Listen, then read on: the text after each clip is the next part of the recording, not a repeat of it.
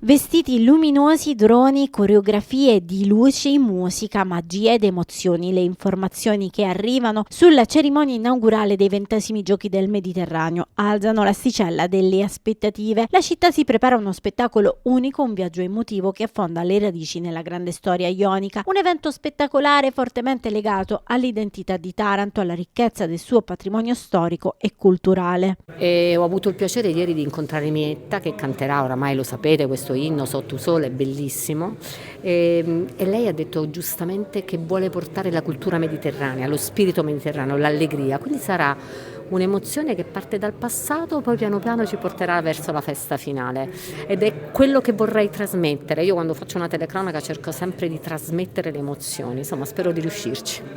Ma chi non è riuscito ad acquistare per tempo i biglietti non deve disperare. Le emozioni della cerimonia e delle competizioni entreranno direttamente nelle case degli italiani grazie a una copertura televisiva e digitale capillare di Rai Sport e Rai Play. Eh sì, bisogna pensare al futuro e ai ragazzi. Trascinare i giovani davanti alle TV per molte ore è complicato, Rai Play è straordinaria. Clip del meglio di vittorie azzurre, cose particolari, i contatti sono tantissimi, sono incredibili i numeri che muove una piattaforma che per noi vecchierelli è qualcosa di strano, ma il futuro e la Rai è su quella strada. Rai Sport sarà presente in tutte le gare e quindi anche i tarantini potranno vedere la loro città in maniera diversa.